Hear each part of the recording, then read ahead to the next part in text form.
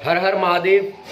जय श्री हरनाम। कैसे हैं आप दोस्तों? मैंने अपने लास्ट वीडियो में बात करी थी साउंड ऑफ साइलेंस के बारे में, और जो भी लोग साउंड ऑफ साइलेंस को गलत कहते हैं उनके बारे में मैंने कुछ बातें बोली थी अपने लास्ट वीडियो में।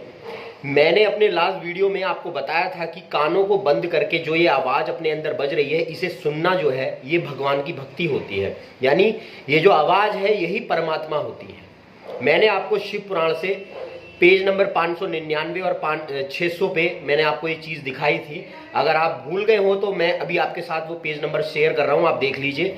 ये शिव पुराण, संक्षिप्त शिव पुराण, गीता प्रेस गोरखपुर किताब है, ग्रंथ है, और इसके पेज नंबर 599 और 600 पे ये बात लिखी है, आप खुद देख लें।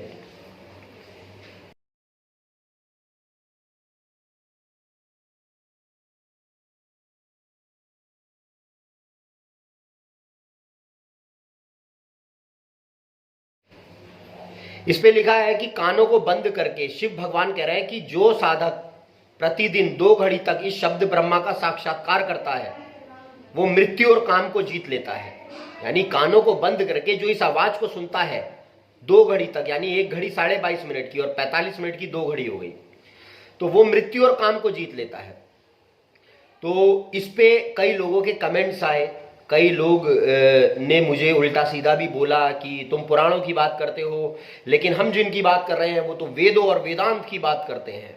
मैंने कहा ठीक है, मुझे उनकी बात का बुरा नहीं लगा, क्योंकि कहीं ना कहीं आज 80% लोग ऐसे ही हैं जो अपने धर्मशास्त्र को नहीं पढ़ते, बस उन्हें यूट्यूब पे एक बंदा चाहिए जो उन्हें एक सुलभ तरीका भगवान को पाने का बता दे, वो उनको पसंद आता है। तो मेरे को किसी को बुरा नहीं कहना है, ना ही मैं किसी की अवहेलना कर रहा हूं, बट मैं ये चाहता हूं कि कोई भी गलत जानकारी भगवान से रिलेटेड यूट्यूब पे ना फैले। परमात्मा का गलत ज्ञान देना ये बहुत ही गलत बात है, और वो काम मैंने उठा रखा है कि भाई जितने भी लोग हैं जो परमात्मा के नाम पर ये गलत काम करते हैं या फिर लोगों को गुमराह करते हैं, मैं जब तक जिंदा हूं उनका पर्दाफाश करता रहूंगा।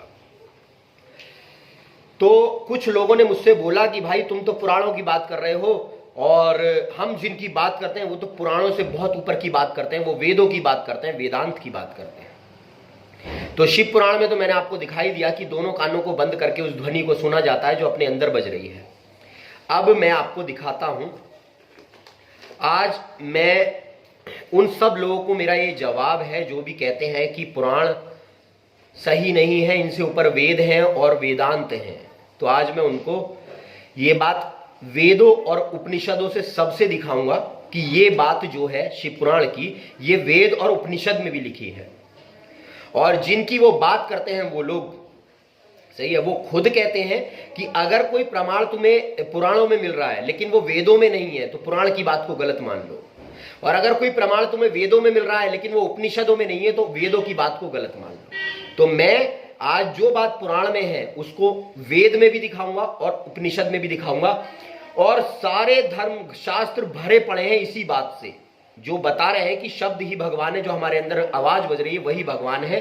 सारे धर्मशास्त्र भरे पड़े हैं, इतने मेरे पे प्रमाण है कि मेरा वीडियो कम से कम 5 घंटे का बन सकता है इस पे, लेकिन वीडियो शॉर्ट से शॉर्ट रखना है, इसलिए मैं शॉर्ट में खत्म करना चाहूंगा।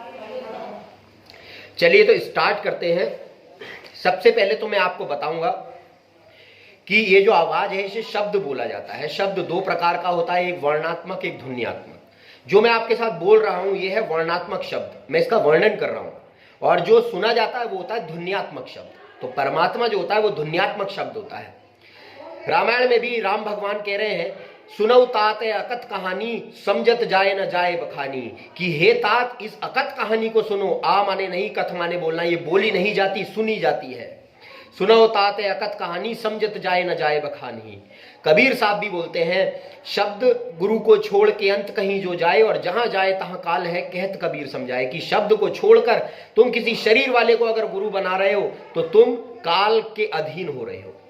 नानक साहब भी बोल के गए हैं, शब्दे धरती शब्द आकाशा, शब्द शब्द में भय प्रकाशा, सारी सृष्टि शब्द के पाछे, नानक शब्द घटाघट बाचे। कि वो शब्द सबके अंदर बज रहा है लेकिन लोग उसे ढूंढने में लगे हुए हैं। पंजाबी भाइयों में इसको अंतर ज्योत निरंतर वाणी बोला है। अंतर में ज्योत जल रही है और निरंतर वाणी चल रही है। सच्चे साहिब सो लिव लागी। अंतर में एक ज्योत जल रही है, निरंतर वाणी चल रही है। जिसके निरंतर वाणी अंदर में चल रही है उसी की सच्चे परमात्मा से लौ लगी हुई है। बाइबल में इसको डिवाइन लाइट एंड वर्ड बोला है और आपका कुरान शरीफ में इसको कुन फ्यू कुन बोला है। सारे धर्मशास्त्र एक ही बात बताते हैं, एकम ब्रह्म द्वितीय नास्ति, परमात्मा एक है और वो जो परमात्मा है वो ध्वनि रूप है। इसी को नाद भी बोलते हैं, इसी को गीता में तत्व बोला है, समझ रहे हैं। तो नाद भी यही है। लेकिन आप मेरी बात को ऐसे यकीन नहीं करेंगे, तो आज मैं आप लोगों के लिए प्रमाण लेके आया हूं। आज मैं वेदों और उपनिषदों से ही आपको प्रमाण दिखाता हूं। चलिए तो स्टार्ट करते हैं।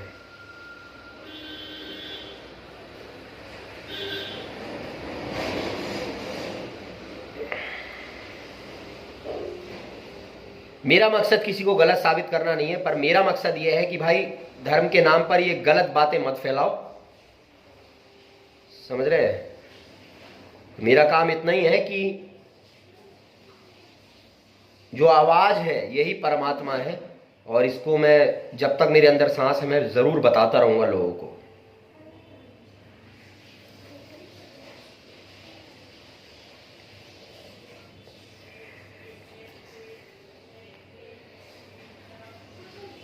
देखिए, सबसे पहले प्रमाण है ऋग्वेद मंडल 10 सूक्त 125 मंत्र 5। ऋग्वेद में लिखा है, ऋग्वेद में कहा गया है कि जिस व्यक्ति को वाक मतलब शब्द या नाम, ब्रैकेट में लिखा है शब्द या नाम, जिस व्यक्ति को वाक यानी शब्द प्रेम करता है वह उसको अत्यंत शक्तिवान महात्मा, ऋषि और ब्रह्मज्ञानी बना देता है। यानी जिसको ये आवाज प्रेम करती है वह उसको ब्रह्मज्ञानी बना देती है, महात्मा बना देती है। ठीक है।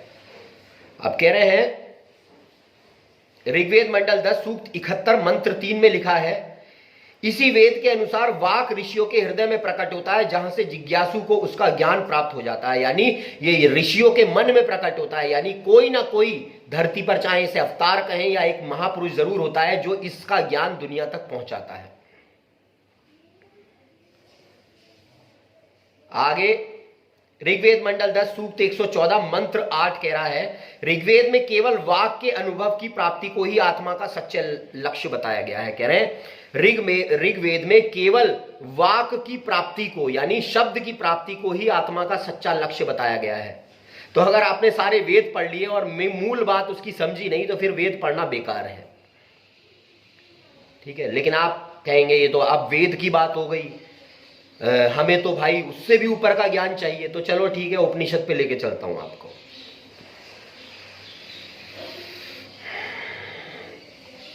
चलिए देख लीजिए, सबसे पहले हम एक उपनिषद पे बात कर लेते हैं जिसका नाम है नाद बिंदु उपनिषद। ये एक ऐसा उपनिषद है, इसमें नाद के बारे में सारा वर्णन दिया है और मैंने आपको बताया नाद कहते हैं ध्वनि को जो अपने अंदर बज रही है। नाद बिंदु उपनिषद श्लोक 30 और 31 आपकी स्क्रीन पर ये रहा, आप खुद भी इसको पढ़ सकते हैं।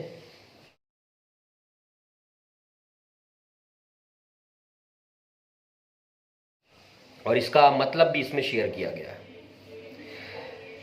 श्लोक आपके सामने 30 और 31 ये रहे। मैं इनका आपको आशय पढ़ के बता देता हूं, इनका मतलब पढ़ के बता देता हूं, क्योंकि ये संस्कृत में है, बोलने में मुझसे गलती हो सकती है, फिर भी मैं बोलने के प्रयास करता हूं। ब्रह्म प्रणव संसाधन नादो ज्योतिर्मय शिवा स्वयमावी भविर दात्मा मेधापाय शुमा विव। इसका अर्थ है तत्पश्चात ओमकार स्वरूप ब्रह्मा की आत्मा के साथ एकता के चिंतन से नाद रूप में स्वयं प्रकाशमान शिव, यानी नाद में स्वयं शिव वास करते हैं। शिव के कल्याणकारी स्वरूप पर ब्रह्मा का प्रादुर्भाव उसी प्रकार हो जाता है जिस प्रकार बादलों के हट जाने पर भगवान भास्कर प्रकाशित हो जाते हैं। मतलब कि ये ओमकार जो है यही नाद है और यही शिव है, और समय आने पर ये ऐसे दुनिया के सामने आ जाता है जैसे बादलों जब हट जाते हैं तो भास्कर भगवान यानी सूर्य भगवान सबके सामने प्रकट हो जाते हैं। ये नाद बिंदु उपनिषद है भाई। उपनिषदों को आप सबसे ऊपर मानते हैं, उसमें लिखा है। श्लोक 30 है। श्लोक 31 है, सिद्धासने स्थितो योगी मुद्रा संधाने वैष्णवीम श्रृणो याक्षिणे कर्णे नाद मंत्रगत सदा। पढ़ने में मुझसे गलती हो सकती है श्लोक, क्योंकि मैं कोई बहुत बड़ा ज्ञानी नहीं हूं। योगी को सिद्धासन से बैठने के पश्चात वैष्णवी मुद्रा धारण करनी चाहिए। अब कुछ लोग कहेंगे ये नाद तो कुछ और है भाई, ये कैसे मान ले कानों से सुना जाता है। तो सुन लो, एक श्लोक 31 पे कह रहे हैं, योगी को सिद्धासन से बैठने के पश्चात वैष्णवी मुद्रा धारण करनी चाहिए, तदंतर दाहिने कान के अंदर उठते हुए नाद का सतत श्रवण करना चाहिए। यानी दाहिने कान से जो आपका ये शब्द बज रहा है इसको सुनना चाहिए। नाद बिंदु उपनिषद है भाई, मैं नहीं कह रहा हूं। नियम समर्थोड़े निनादो निशिताड़ नादोदंत सार बंदने वागुरायते। ये दोहा आपकी स्क्रीन पर है, आप इसको खुद पढ़ लीजिए। श्लोक 45 है और श्लोक 46 भी है। इन दोनों के मतलब मैं आपके साथ शेयर कर रहा हूं।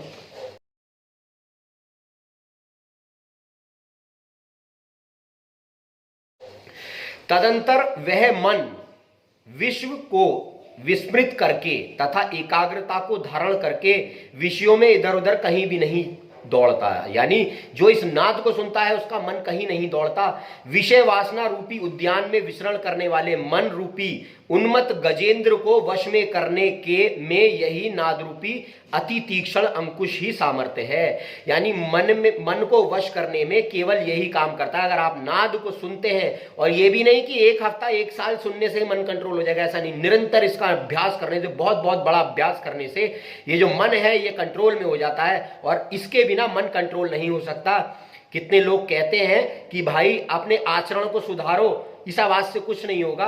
मैं उनसे इस बात में सहमत हूं कि आवाज खाली कुछ नहीं कर सकती जब हम अपने आचरण को नहीं सुधारेंगे, लेकिन आचरण भी तभी सुधरेगा जब निरंतर इस आवाज को सुनते जाएंगे। तो वो कह रहा है मन को कंट्रोल करने का कोई और तरीका नहीं है, केवल नाद से ही उसको कंट्रोल किया जा सकता है। मैं नहीं कह रहा, श्लोक 45 और 46 कह रहा नाद बिंदु उपनिषद में।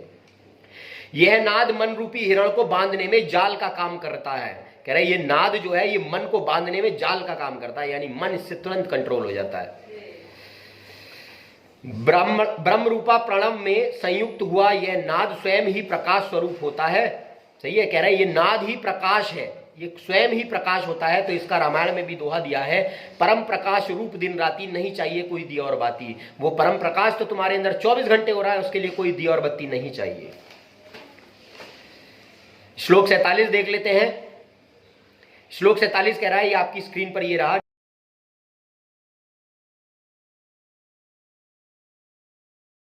निशब्द होने पर तो यह परब्रह्म के परमात्मा तत्व का अनुभव करने लगता है। नाद के रहने तक ही मन का अस्तित्व बना रहता है। नाद के समापन होने पर मन भी अमन यानी शून्यवत हो जाता है।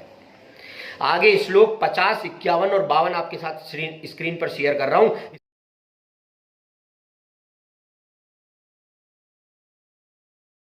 इसका मतलब मैं आपको पढ़ के सुना देता हूं। सशब्द अर्थात शब्द युक्त नाद के अक्षर स्वरूप ब्रह्म में क्षीण हो जाने पर वह निशब्द परमात्मा कहलाता है। निशब्द यानी ये बोला नहीं जाता, सुना जाता है।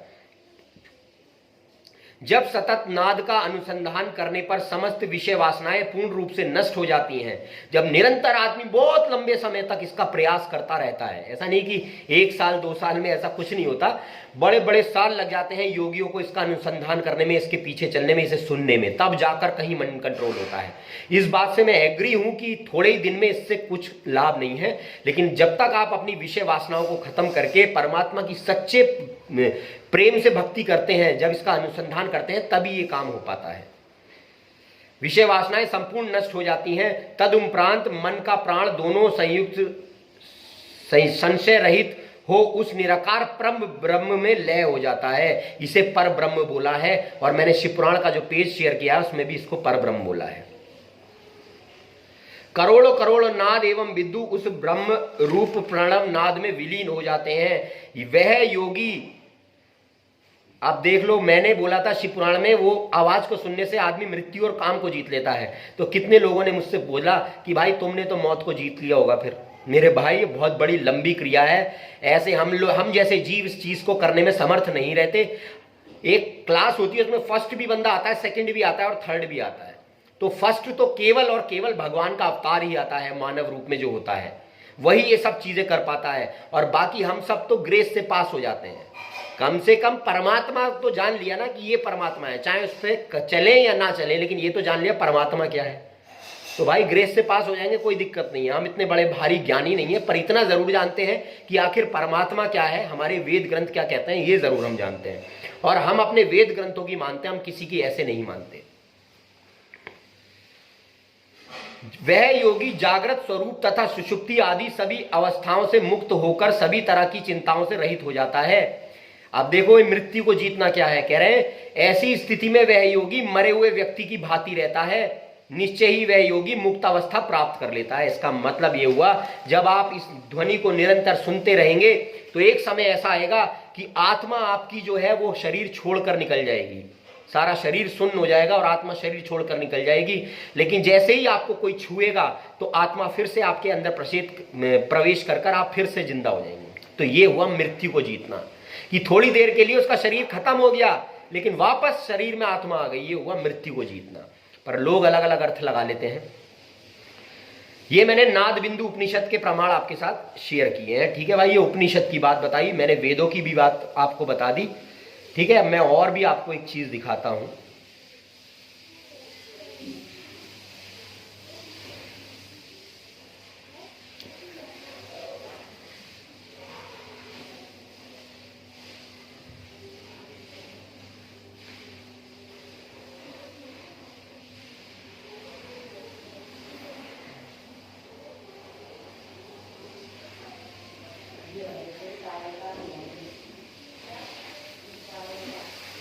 वीडियो बहुत लंबा हो जाएगा अगर मैं दुनिया भर के प्रमाण इसमें डालूं, तो इसलिए मैं छोटा करके इसको ले रहा हूं, जितना मैं मेन चीजें हैं वो आपको बता रहा हूं।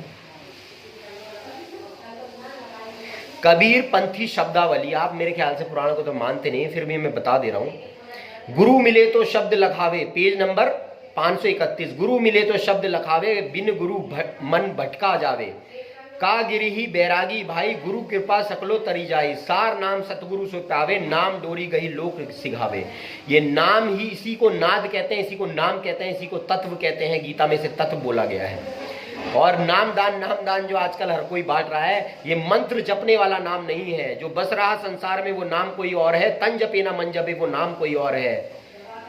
आज कहते हैं ना कि कलयुग केवल नाम अधारा, सुमित सुमरत नर उतरे पारा, कि कलयुग में केवल भगवान का नाम लेने से लोग पार हो जाएंगे। तो भाई ऐसे तो कोई 100 खून कर दे वो हरि का नाम ले दे तो ऐसे पार हो जाएंगे, ऐसे नहीं है। इसका कटाक्ष आपको कबीर शब्दावली पेज नंबर 28 पर मिलेगा। हरि आवे हरि नाम समावे, हरि में हर को जाने, और हरि हरि कहे तरह नहीं कोई, हरि भज लोग पयाने, कि हरि हरि कहने से कोई नहीं तरेगा। ये हरि भगवान का नाम जो है, ये नाम भेद यानी शब्द है, इसे नाद है। महताम तन्नाम गुह्यम पुरुष इस प्रग्रह, ये न भूतम ये न भव्यम। महत्वपूर्ण जो नाम की ध्वनि है वो हमारे तुम्हारे अंदर छुपी हुई है। ये न भूतम, ये पहले भी नहीं थी, और ये न भव्यम, ये आगे भी नहीं होगी। इस ध्वनि को नाम बोला जाता है।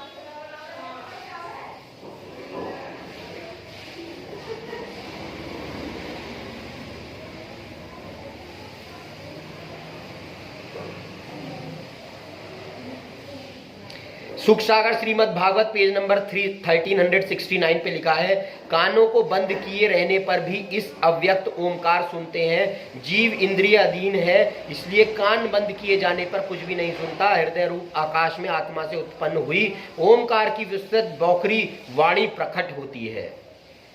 यही वेदों का बीज है, ठीक है।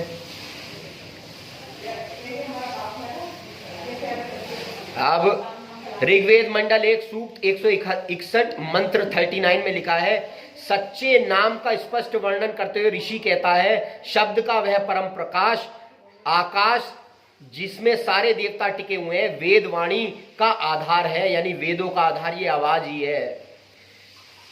जिसमें जो इसे नहीं जानता वह इस वेद वाणी में से क्या प्राप्त करेगा, कि जो इस शब्द को नहीं जान पाया उसने वेदों में से क्या प्राप्त किया। जो इसे जानते हैं वे ही वहां शांति में विश्राम करते हैं। इसे ओमकार बोला जाता है, आत्मा सत्य का सत्य बोला जाता है। हर प्रकार की रचना इसी से मानी गई है। बाइबल में भी बोला जाता है, in the beginning was the word and the word was with God and the word was God.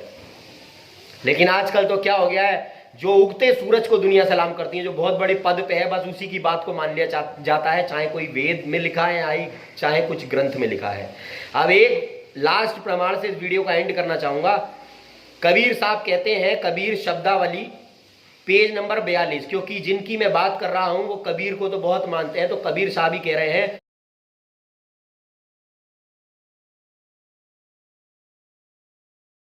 नाम लिया तिन सब लिया सकल वेद का भेद। जिसने नाम लिया उसने सब कुछ ले लिया, सारे वेदों का भेद यही है। नाम लिया तिन सब लिया सकल वेद का भेद, बिना नाम नरक गए पढ़ी पढ़ी चारों वेद। जिसने इस नाम को नहीं जाना वेद पढ़ के, वो सब नरक में जाएंगे। तो उम्मीद है आपको बात समझ में आ गई होगी। वीडियो बहुत लंबा हो जाएगा, इतने प्रमाण है मेरे पास, लेकिन मैं पढ़ नहीं सकता, वीडियो लंबा हो जाएगा। लेकिन फिर भी मैं एक दो बार और बता देता हूं आपको। एक है उपनिषद श्वेताश्वत्रो उपनिषद में आता है कि नाम का प्रताप सबसे ऊंचा है, इसकी तुलना असंभव है। सही है, ये उपनिषद कह रहा है। एक है कलि संतरणो उपनिषद का विषय ही नाम की महिमा है। इसके अनुसार नाम सर्वश्रुति रहस्य गोपम्य अर्थात सब वेदों का गुप्त रहस्य है और कलयुग की सब उपाधियों का नाश करने वाला है। ये नाम जो है ये गुप्त है, मैंने आपको बताया। महताम तन्नाम गुह्यम, नाम की जो ध्वनि है हमारे अंदर छुपी हुई है। ये ना भूतम, ये पहले भी नहीं थी, ये ना भव्यम, ये आगे भी नहीं होगी, ये केवल महाप्रलय में दी जाती है। तो ये गुप्त रहस्य है, लेकिन परमात्मा की कृपा से अब इस रहस्य को उजागर करा जा रहा है। तो उम्मीद है आपको ये बात समझ में आ गई होगी। और अब भी अगर किसी को मेरी बात गलत लगती है तो मैं गलत सही हूं, लेकिन मैं अपने वेद शास्त्रों को मानता हूं भाई। मैं ये नहीं देखता कि कौन कितना बड़ा है, बस ये बड़ा है तो इसके पीछे चल लो, ऐसा कुछ भी नहीं है। क्योंकि सत्य जो है वो हमेशा छोटा बनकर आता है और छोटा ही बनकर रहता है। तो इसलिए किसी के ड्रेसिंग सेंस पे, किसी के पैसे से, किसी की उपाधि से ये मत पता लगाइए कि ये ज्ञानी होगा। कोई ज्ञान आपको छोटा भी आकर दे सकता है। तो उम्मीद है आपको बात समझ में आई होगी। तो हर हर महादेव, मिलते हैं अगले वीडियो में। अगले वीडियो में भी एक टॉपिक पर हम बात करेंगे। अगले वीडियो में मैं किसी और की चीज आपके सामने रखूंगा। जो कई लोग ऐसे हैं जो धर्म के नाम का गलत प्रचार कर रहे हैं, तो मेरा बस यही काम है कि हर हफ्ते में 11 बजे संडे को मेरा वीडियो आया करेगा। 11 से 11:30 तक हो सकता है, लेकिन इस टाइम पे वीडियो आ जाया करेगा। और हम ऐसे लोगों को जरूर लोगों के सामने लाएंगे जो गलत प्रचार करते हैं। तो हर हर महादेव, जय हर नाम। मिलते हैं अगले वीडियो।